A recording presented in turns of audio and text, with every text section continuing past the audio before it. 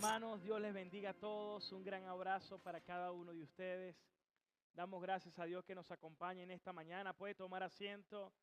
También aprovecho de saludar los que están conectados a través de nuestro canal de YouTube. Muchas bendiciones. Queremos que estén siempre por allí atentos. Y bueno, sean todos bienvenidos a nuestra amada congregación. ¿Cuántos dicen amén? ¿Y cuántos estamos a ver anclados en Cristo Jesús? Amén. Hoy quiero continuar con la serie que hemos venido desarrollando, viendo la gloria de Cristo, y específicamente ya estamos en el capítulo 3 del Evangelio de San Juan. La semana pasada comenzamos a hablar acerca de la conversación entre Jesús y Nicodemo. A ver cuántos se recuerdan, Jesús y Nicodemo. Y estuvimos hablando los primeros versículos. Hoy vamos a continuar con respecto a eso, pero antes pensaba en una historia acerca de un hombre que era un experto en el tema de hacer expediciones. Continuamente hacía expediciones por los lugares más inhóspitos, los más difíciles. Se introducía en la selva, sobrevivía. Pero como dice el dicho, hasta el mejor cazador, tarde o temprano también se le escapa la presa. Y un día, este hombre que se perdió, se extravió en medio de la selva, estaba en una situación donde se sintió completamente desorientado, se sintió realmente perdido. Y llegó un momento donde casi se daba por vencido. Sin embargo, se consigue un nativo y tratando de hacerse expresar y de comunicarse con el nativo, lo que le pedía era que le dijera qué ruta podía tomar para poder salir, si le podía dar algo con qué guiarse, algo como un mapa. Pero con las palabras más simples, el nativo le quiso dar a entender que él mismo era el mapa. Nadie conocía mejor la selva que el nativo, y el único que podía conducirlo de nuevo a la vida, a la civilización, era si se mantenía con la dirección que el nativo le iba a dar en el camino. En otras palabras, no había otro mapa sino el mismo.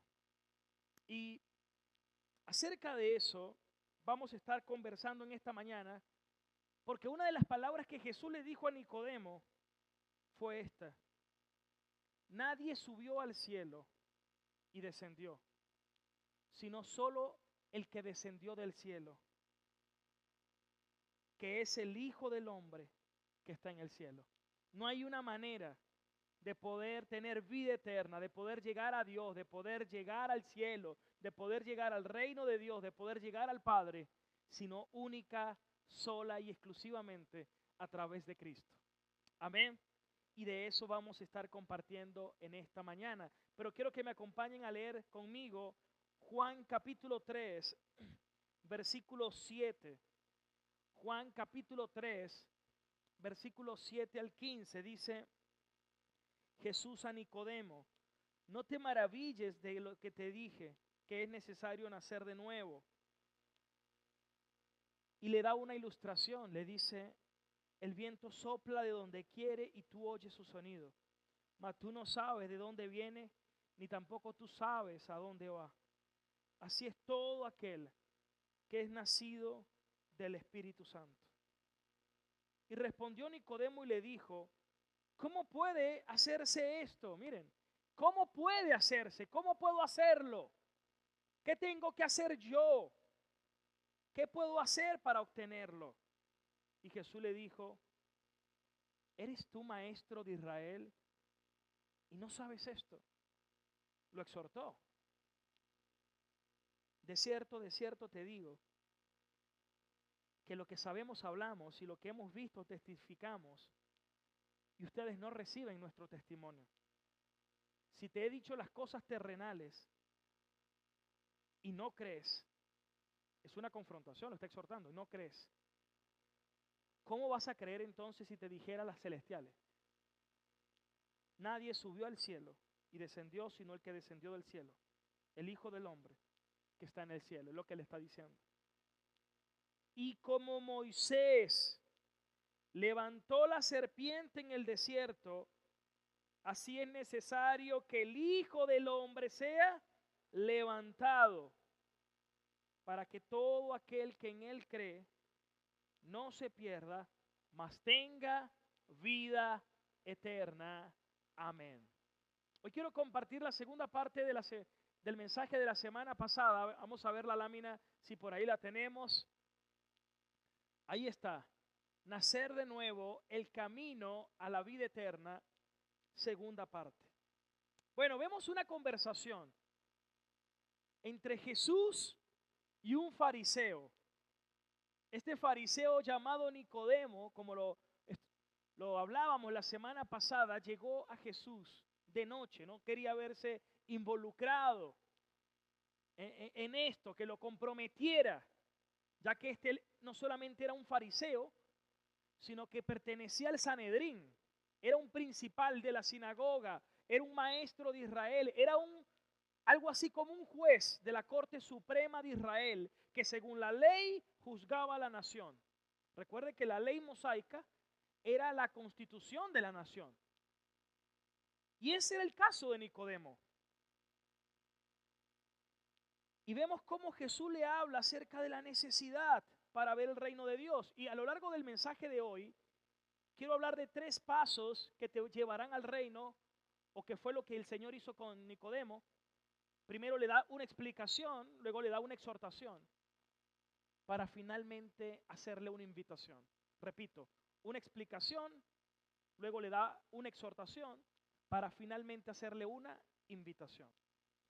Vamos a ver la primera parte de la explicación, versículo 7, Juan capítulo 3, verso 7. Emma, me gusta cómo comienza hoy el mensaje, porque lo primero que le dice es: no te asombres, no te maravilles, no te dejes que esto te sacuda, porque yo te diga que es necesario nacer de nuevo. Y la pregunta importante aquí es: ¿por qué Nicodemo, siendo un maestro tan prominente, por qué estaba tan maravillado, tan deslumbrado, tan consternado? Bueno, creo que el quid de la cuestión es que Nicodemo pensaba que ya él cumplía todos los requisitos. Él ya se consideraba que pertenecía al reino de Dios, que su entrada al reino de Dios ya estaba asegurada, toda su investidura, todo su renombre, toda su fama, toda su posición, todo su conocimiento. Él creía que ya esa promesa de nuevo nacimiento ya se había cumplido en él, pero Jesús le dice: tienes que nacer de nuevo. Y luego que le dice, tienes que nacer de nuevo, veamos el versículo 8, le hace una ilustración. Y esta ilustración, hermanos, cae como un anillo al dedo. Es una ilustración tan hermosa, tan confrontante al mismo tiempo. Porque en esta ilustración Jesús le dice: el viento sopla de donde quiere y tú puedes oír o hasta ver su efecto, pero tú no sabes ni de dónde viene ni sabes para dónde va. Así es todo aquel que es nacido del Espíritu Santo. Y esto es una gran verdad. Y es una gran verdad, pero que me identifico tanto con Nicodemo. Me identifico tanto con Nicodemo, porque así me encontraba yo. Yo estaba en la misma situación y todavía, todos los días, sigo luchando con esta situación. Yo creo que todos tenemos mucho en común con Nicodemo, porque Nicodemo era legalista. y nuestra carne es legalista.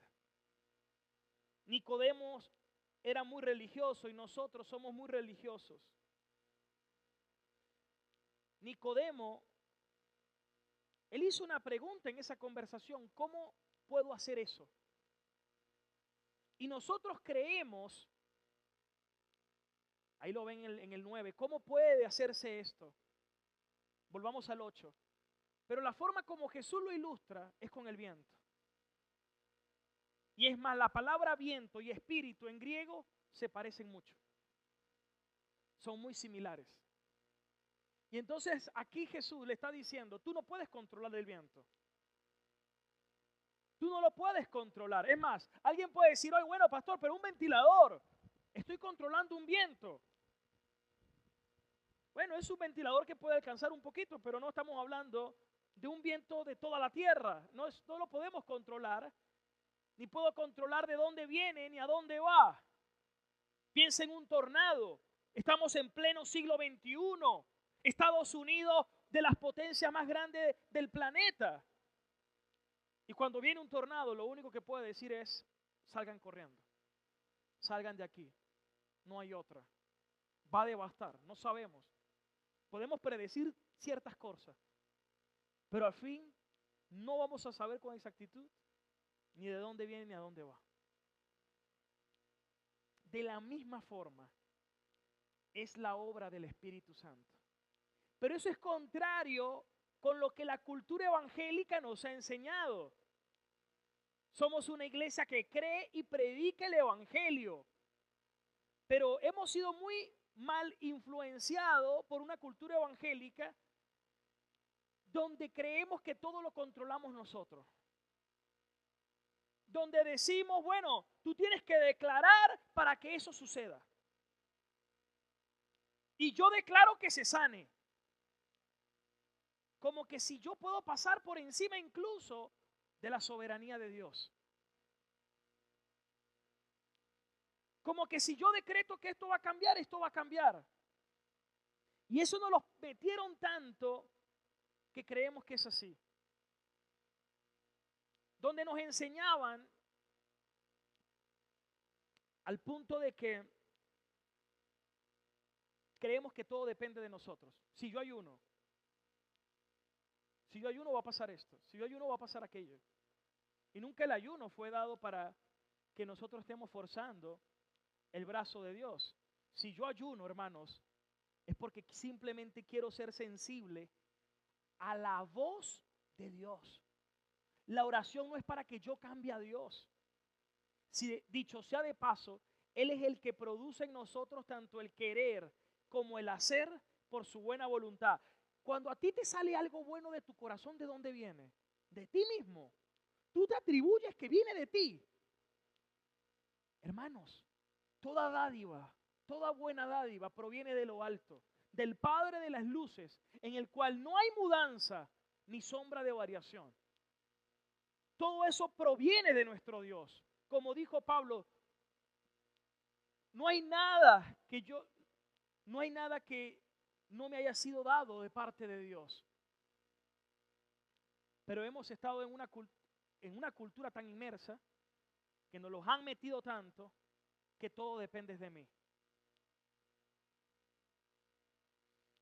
Cuando el apóstol Santiago dijo: no te jactes de nada, ni siquiera te jactes de mañana haré esto o haré aquello. Porque lo más que tú puedes decir es: si Dios quiere, haré esto, o si Dios quiere, haré aquello. No dice: decreta que harás esto y se va a dar. No, si Dios quiere. Y a veces uno escucha gente que dice: claro que Dios quiere. No, es que se le montan a la Biblia encima. Que la Biblia se calle y yo me le monto encima. Claro que Dios quiere. ¿Quién eres tú para hablar eso? ¿Quién eres tú para decir eso? Cuando la Biblia siempre habla de peticiones, ruegos, súplicas, lágrimas y acción de gracia. El soberano es Dios. Quien tiene la palabra última es el Señor.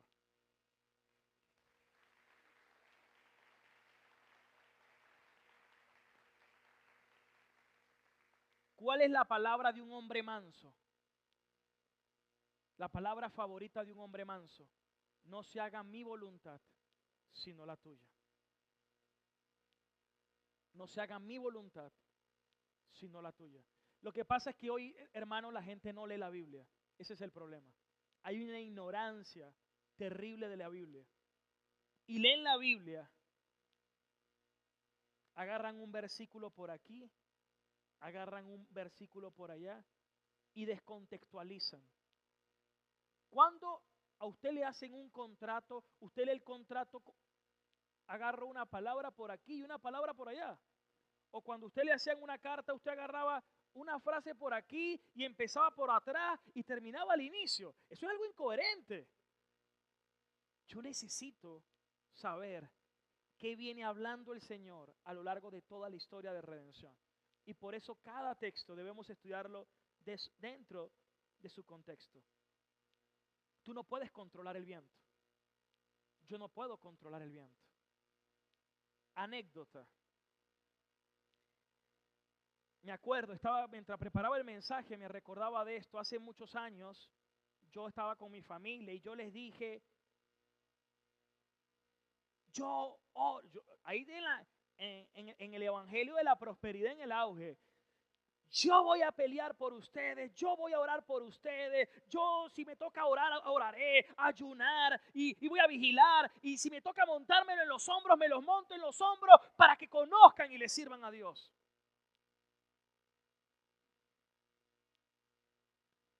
Pura jactancia de hombres. Como que si eso dependiera de mí. Hermanos, la salvación no es de nosotros. Salmos 3:8. Vamos a leerlo. La salvación es de Jehová. Salmos capítulo 3, versículo 8. La salvación es de Jehová, y sobre tu pueblo sea tu bendición.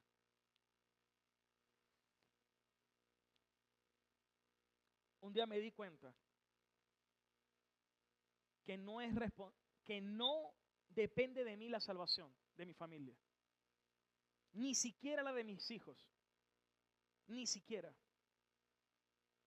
Me corresponde instruirlos, corregirlos, enseñarles el camino, exhortarlos, amarlos, disciplinarlos, darle el buen testimonio, orar por ellos, predicarles el evangelio. Pero el que nazca de nuevo, eso no depende de mí. El que nazcan de nuevo, eso viene solamente de Dios. Un sinónimo es nacer de arriba, nacer del Padre. Yo te hago una pregunta.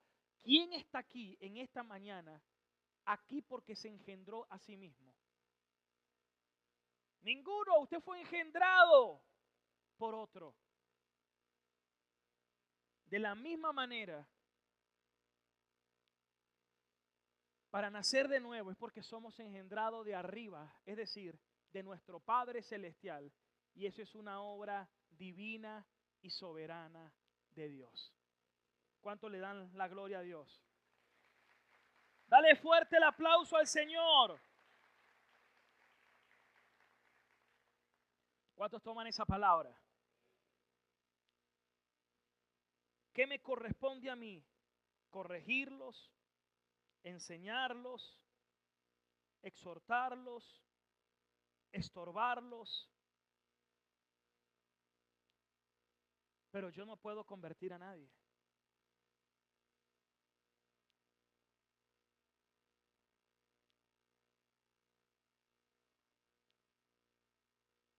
Yo no puedo determinar el futuro de mis hijos. Eso está en las manos de Dios. Yo amo a Dios. Quiero que mis hijos le sirvan a Dios. Pero ojo, servirle a Dios es a través de una vida piadosa, donde ame y tema a Dios. Y eso puede ser en distintas áreas. Puede ser como médico, puede ser como carpintero, puede ser como herrero, puede ser como empresario, como trabajador, como educador. Porque es que una vida de adoración no es solamente estar en una tarima tocando un instrumento. Una vida de adoración es una vida rendida a Cristo en todo tiempo y en todo lugar. La iglesia no es una estructura. Nosotros somos la iglesia. Una mamá que vela por su familia, que cuida de sus hijos en el temor de Dios, que vela por ellos, un papá que se esfuerza a trabajar y glorifica a Dios y provee para los suyos y comparte con la iglesia, está viviendo una vida piadosa delante de Dios. Y puede que alguien esté aquí y hasta esté predicando algo torcido y Dios se agrada más de aquel que lo está haciendo para Dios que de aquellos que simplemente se sirven de Dios para sí mismos. Anhelo con todo mi corazón que mis hijos también les sirvan a Dios en el ministerio, por supuesto, pero yo no determino eso. Lo que quiero es que les sean fiel, que amen a Dios, que honren a Dios. Ese es mi mayor deseo. Ese es mi mayor deseo. Usted dirá, pero pastor, es un sacerdote. Hermano, no seas ignorante, y lo digo porque de verdad eso es un tema que muchas veces ignoramos. Dice Apocalipsis 1:6 que Cristo nos constituyó a todos como reyes y sacerdotes para Dios nuestro Padre. Lo importante es que estemos en Cristo y que vivamos una vida al servicio de Cristo y para la gloria de Dios. ¡Aleluya! Sí, por supuesto, Dios nos da el privilegio de que sean ministros. Gloria a Dios. Pero de igual forma, todo eso depende solamente de ¿quién? De Dios. ¿Qué me corresponde a mí? Repito. Dígalo. Instruirlo, corregirlo, amarlo, disciplinarlo, orientarlo. Pero la obra sigue siendo ¿de quién? De Dios. Por eso la iglesia no puede ser una monarquía. Ah, no, que si el pastor es el hijo tiene que ser el sucesor. No necesariamente. Eso es una monarquía que se ha hecho normal dentro del pueblo evangélico. Pero es que ese no es así, hermanos. Es si es la voluntad de Dios, si Dios lo quiere. ¿Cuántos están agarrando la palabra, no? Vuelvo y repito. A veces hay una confusión al estudiar la Biblia entre el Antiguo Testamento y el Nuevo Testamento. Entonces quieren tratar las cosas como si fuese las monarquías de Israel o de Judá. No es así, hermanos. Es la iglesia de Jesucristo. ¿De quién es la iglesia? ¿Quién vela por la iglesia? ¿Quién dio la vida por la iglesia? ¿Y de quién es la iglesia? Amén. ¿Cuánto le dan la gloria al Señor?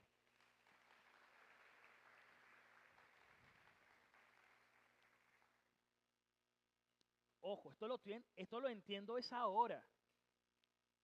Yo antes no tenía esa mentalidad. Dios ha tratado conmigo, indiscutiblemente. Estoy siendo pastoreado por el Señor porque también soy un discípulo.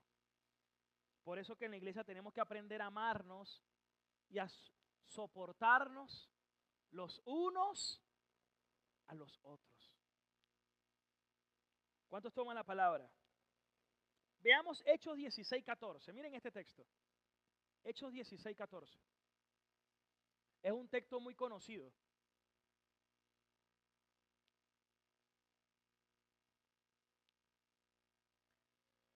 Entonces una mujer llamada Lidia, ella era vendedora de púrpura de la ciudad de Teatira, adoraba a Dios, estaba oyendo y el Señor abrió el corazón de ella.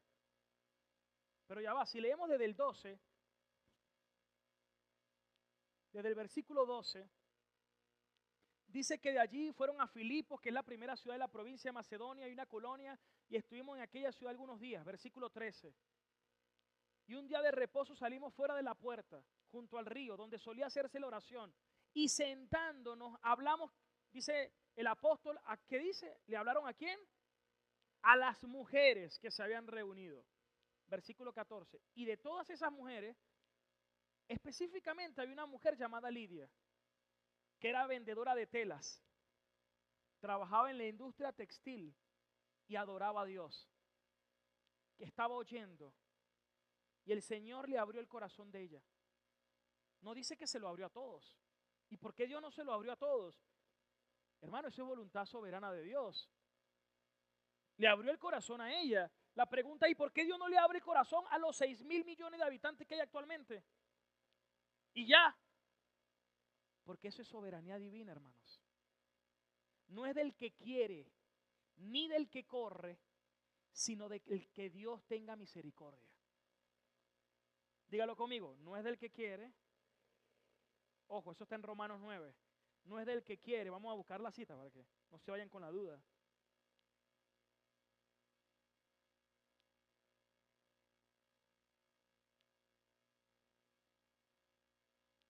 Romanos 9, 16. Romanos 9, 16.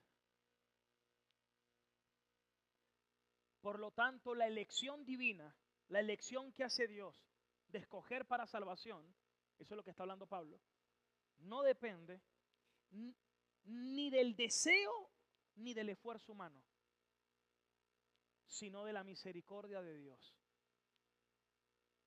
Pero vamos a estar claros, eso choca. Y eso choca con nuestra naturaleza carnal, porque nos sentimos, ¿cómo así? ¿Por qué? ¿Y por qué yo no puedo escoger? Ah, porque eso se llama orgullo, arrogancia, soberbia. Y nos cuesta entenderlo.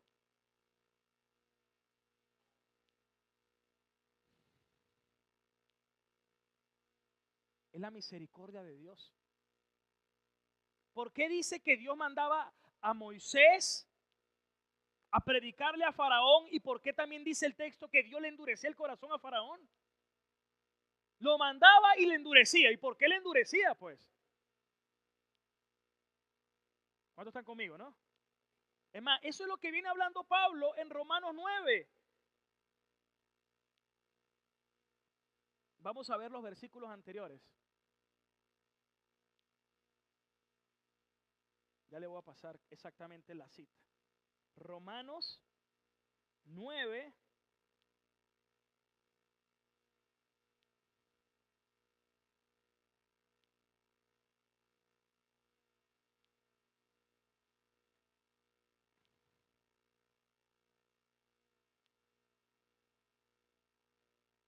Es más, vamos a leerlo desde el 6. Claro, todo el capítulo, léanlo en casa, desde el 1. Ahora bien, no digamos que la palabra de Dios ha fracasado. Lo que sucede es que no todos los israelitas son israelitas, sino solo los escogidos, el remanente, los de la promesa, los que han creído por la fe. Versículo 7. Tampoco por ser descendiente de Abraham son todos hijos suyos, sino los de la promesa, los de Isaac, los de la fe. No es la Israel incrédula, la que no cree en Cristo. Es la Israel que cree en Cristo. Versículo 8. En otras palabras, los hijos de Dios no son los descendientes naturales de Israel. Se considera descendencia de Abraham, son los hijos de la promesa. Más claro no canta un gallo, ¿no? Versículo 9. La promesa es esta: el próximo año volveré y Sara tendrá un hijo, le dice Dios a Abraham. Versículo 10. No solo eso, también sucedió con los hijos de Rebeca. Ellos tuvieron un mismo padre, Isaac. Versículo 11. Sin embargo, antes de que los mellizos nacieran, a ver cuántos se acuerdan de esa historia. Allá, Gustavo, Jesús, ¿te acuerdas de esa historia? Estaban en la barriga y ya Dios había dicho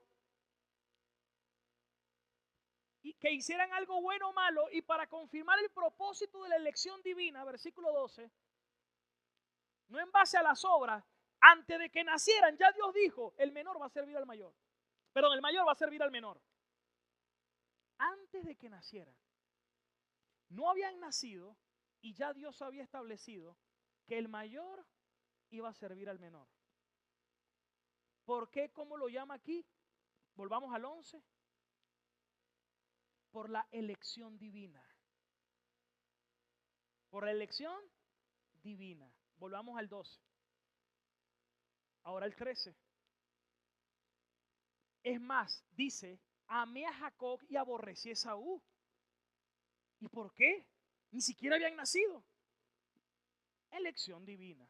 Versículo 14. ¿Qué concluiré?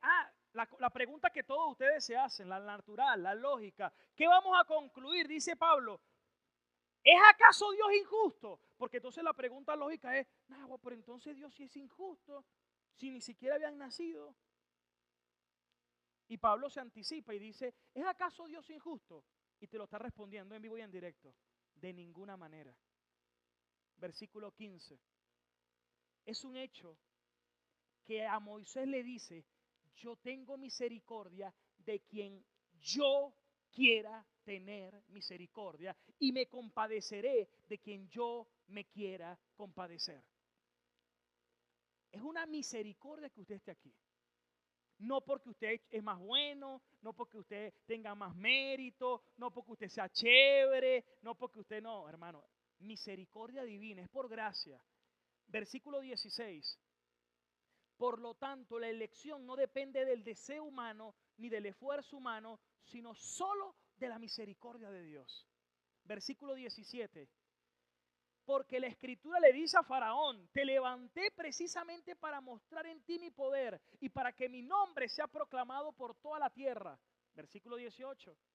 Así que Dios tiene misericordia de quien quiere tenerla, porque mandaba a Moisés a predicarle a Faraón, pero al mismo tiempo le endurecía el corazón a Faraón. Y por eso Dios tiene misericordia de quien quiere tenerla y endurece a quien Él quiere endurecer. El problema es que la gente no conoce el Dios de la Biblia.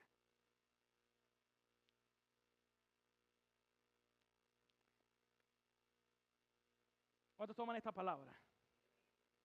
Usted tiene que llegar a una conclusión. Somos lo que somos por la gracia y por la misericordia de nuestro Dios. Aleluya.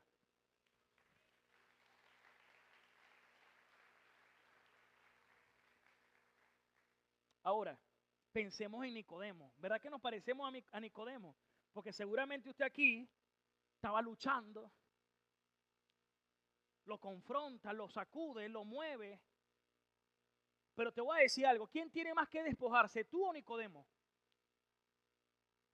Si Nicodemo era maestro de todo Israel, de la corte suprema, del Sanedrín, y Jesús le dijo, si tú no naces de nuevo, no vas a ver el reino de Dios. ¿Sabes qué dijo Pablo? Yo era fariseo de fariseos, de la tribu de Benjamín, instruido a los pies de Gamaliel, circuncidado a los tantos días. Pero todo lo que para mí antes era ganancia, hoy lo tengo como basura. Para que yo solamente me baste en Dios. Bástate en la gracia de Dios. Somos lo que somos por la gracia de Dios. ¡Aleluya! Me imagino a Pablo diciendo, todos mis títulos son basura. Y hoy muchos agarran la basura y la quieren poner en la pared. No, yo soy el pastor, el reverendo, el apóstol, ya no saben ni qué ponerse. Hermanos, somos siervos de Cristo. Siervo, inútil siervo soy. Somos lo que somos por la gracia de Dios. Aleluya. Ojo, yo estoy consciente de que si a Nicodemo le molestó, también a usted seguramente le va a molestar. Pero no tengo problema, yo no estoy aquí para agradar al hombre, estoy aquí para predicar a Cristo.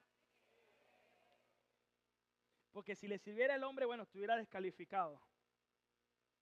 Y mira la exhortación que Jesús le hace a Nicodemo. Eres tú, versículo 10, maestro de Israel y no entiendes esto. Chaval, ¿acaso la Biblia no te lo está diciendo toda? Le estaba diciendo Jesús. Desde Génesis ya Dios no viene diciendo que el hombre está muerto espiritualmente, que el día que comieran del árbol morirían. Ya Dios no viene diciendo en Jeremías que el corazón del hombre es perverso y engañoso.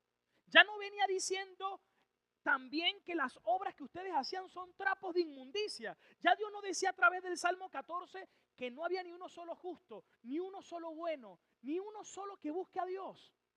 Ya Dios no venía diciendo, como dijo David en el Salmo 51, en pecado fui engendrado, en maldad fui formado. Pero él se creía bueno, Nicodemo. Y ese es el problema de hoy de muchos. Se creen buenos. El evangelio no es para los que se creen sanos o buenos, sino para los que se dan cuenta de su condición espiritual. Los que se dan cuenta que son bienaventurados porque son pobres de espíritu. Que se dan cuenta de su bancarrota espiritual. Porque de ellos es el reino de Dios. Es para ellos, para los que se dan cuenta de que necesitan un Dios y un Salvador. Por eso, ¿cuál es el pecado imperdonable cuando la gente no se arrepiente? Cuando ya llega un punto donde la mente, la conciencia la tienen cauterizada.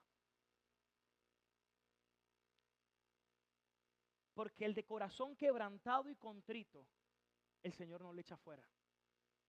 Aquel que venga a Cristo con un corazón arrepentido, con un corazón quebrantado, con un corazón contrito, el Señor no le echa fuera. ¿Y por qué no le echa fuera? Porque fue el Padre que se lo trajo. Juan 6:44, miren lo que dice. Juan 6:44.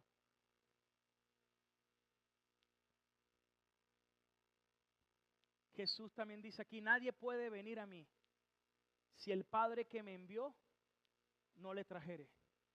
Y yo lo resucitaré en el día postrero.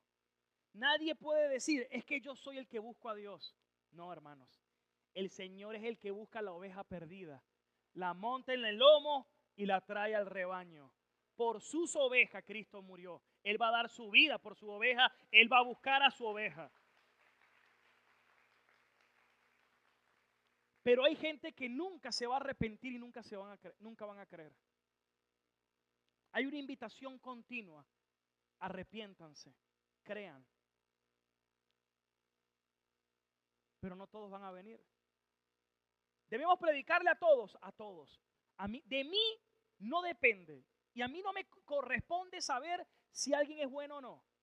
Es más, no hay ninguno bueno. Ojo, pero a mí no me corresponde decir este sí, este no. Porque hasta la persona que usted menos imagine, el Señor dice que Él toma de lo vil y menospreciado y lo exalta para avergonzar a los sabios de este mundo. Porque nuestra competencia no viene de nosotros, proviene de Dios. Mi tarea es predicar a Cristo, pero el Señor sabe quiénes son los suyos. Dice la Escritura, el Señor conoce a los suyos. ¿Cuántos toman la palabra, hermanos? ¿A cuánto Dios les está hablando en esta mañana? Amén. Eso está en 2 de Timoteo 2:19. Anoten la cita, por si acaso la pueden profundizar en casa. 2 de Timoteo capítulo 2, versículo 19. Ya lo vamos a ver. Pero el fundamento de Dios está firme teniendo este sello. Conoce el Señor a los que son suyos. El Señor sabe quiénes son de Él. Y a ellos hay una exhortación. Apártense de la iniquidad todo aquel que invoca el nombre de Cristo. Es que usted se lo dice. Crean, arrepiéntanse y no todos lo van a hacer. Pero van a haber algunos que al escuchar este mensaje salen bravos. No, está loco. Pero hay otros que salen compungidos, contritos, quebrantados. A lo mejor capaz ni nosotros nos damos cuenta, pero Dios sí sabe quiénes son. El que obra, el que hace la operación del corazón, el gran cirujano, es nuestro Dios. ¿Cuántos toman la palabra, hermanos? Estamos de nuevo en Juan capítulo 3. Ya estamos en la conversación de Jesús y Nicodemo. Pero voy a adelantar porque he ampliado mucho y se me fue un poco el tiempo. Pero vámonos en el versículo 12, un poquito más rápido. Juan 3:12. Nicodemo, si te he dicho las cosas más esenciales y básicas del evangelio y tú no crees, ¿cómo vas a creer entonces cuando te diga las más profundas, las más celestiales? Versículo 13. Nadie subió al cielo y descendió sino el que descendió del cielo, el Hijo del Hombre que está en el cielo. No hay otra forma de conocer a Dios y de entrar en el reino. Versículo 14. Aquí viene el versículo clave de esta conversación. Y como Moisés levantó la serpiente en el desierto, así es necesario que el Hijo del Hombre sea levantado. Bueno, tenemos que preguntarle a Moisés. Vámonos a número 21:1. Porque dice que como Moisés levantó la serpiente, ya vamos a ver de qué se trataba eso.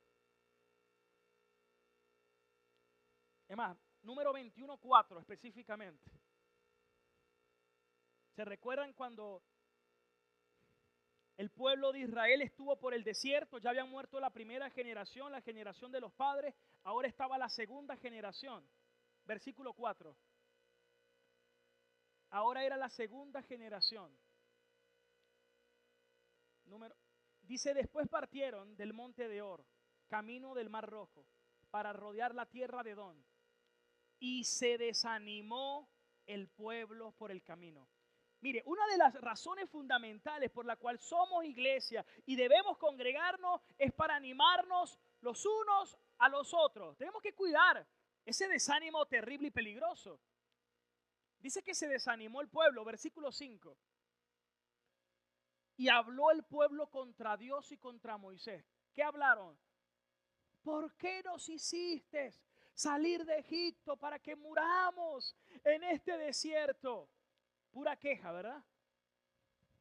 Pues aquí no hay ni pan ni agua y nuestra alma tiene fastidio de este pan tan liviano. Que dicho sea de paso, Jesús dijo que Él era el pan que descendió del cielo. Cuando dijeron que el maná era un pan fastidioso y tan liviano, estaban nada más y nada menos que ofendiendo a Cristo. Versículo 6. Y Jehová envió entre el pueblo un juicio, porque Dios juzga, y le envió serpientes ardientes. Hermanos, nuestro Dios no puede ser burlado. Es un Dios digno de ser reverenciado. Y le envió, ¿qué le envió? Serpientes. ¿Para qué? Para que mordieran al pueblo, y murió mucho pueblo de Israel.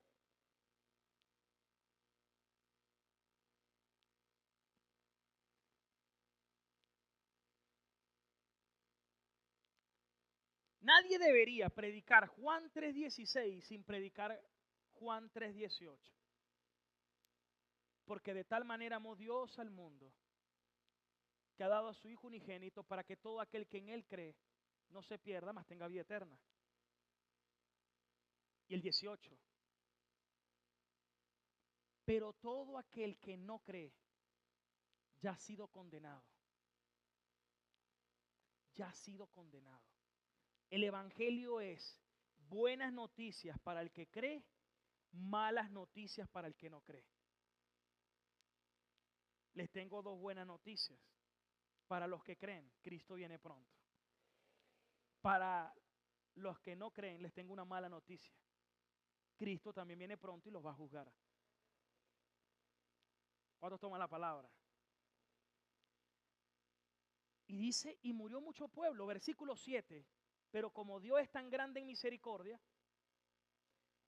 ellos llegaron a Moisés, el pueblo, hemos pecado porque hablamos mal contra Jehová y mal contra ti. Ruega a Dios para que quite de nosotros esta serpiente. Y Moisés oró por el pueblo. Versículo 8. Y Jehová le dijo a Moisés, vas a hacer una serpiente ardiente y la vas a poner sobre un asta. ¿Han visto el símbolo de la medicina? De una serpiente en un asta.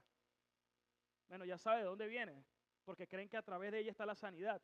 Solo que ella puede obrar sanidad si Dios quiere. Cuando tú te tomas una medicina, si Dios quiere, puede usar la sanidad para tu sanidad. La medicina para tu sanidad. Pero si esa no es la voluntad de Dios porque tiene otro propósito contigo, gloria a Dios también. Lo importante es que, como sea, glorifiquemos a Dios. Ponle un asta. Y todo aquel que fue mordido y mire la serpiente alzada, vivirá. Mira y vivirás. No mires y morirás. Bueno,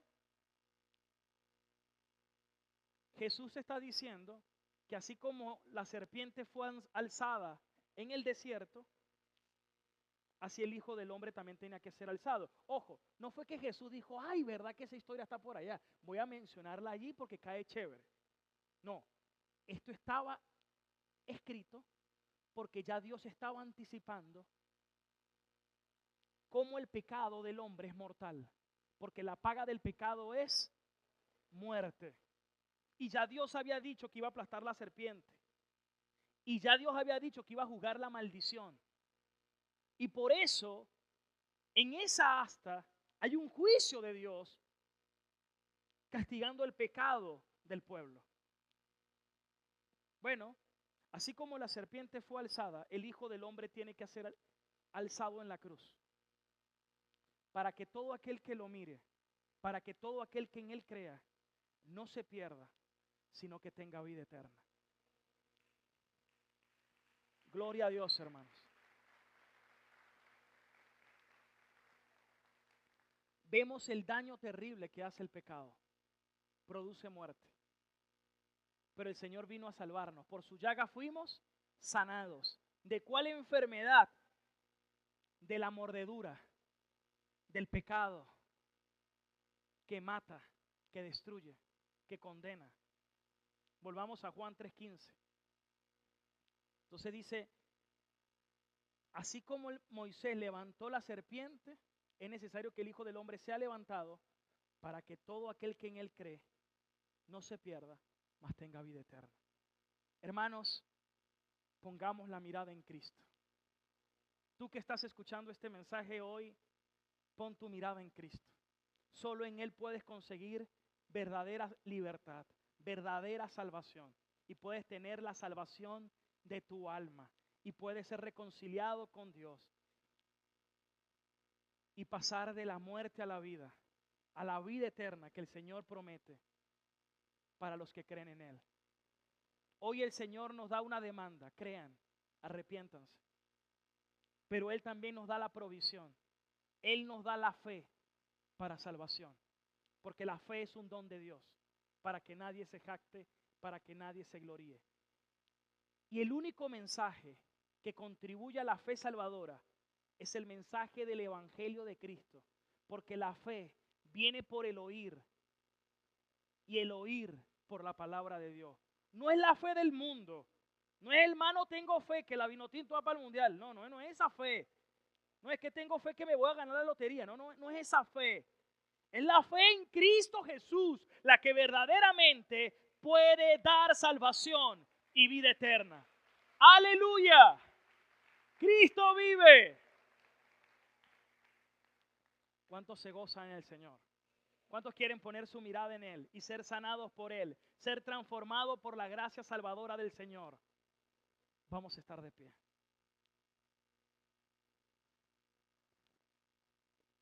¿Qué le ha parecido esa entrevista entre Nicodemo y Jesús? Maravillosa, ¿verdad? Por eso Nicodemo no fue más el mismo después de esa conversación. Y más adelante se vuelve a nombrar Nicodemo. La gracia y la misericordia de Dios. Vamos a orar. Amado Padre Celestial, te damos muchas gracias en esta mañana. Gracias por la palabra que hoy permites que podamos predicar. Gracias por este mensaje, Señor. Porque sé que este mensaje nos confronta.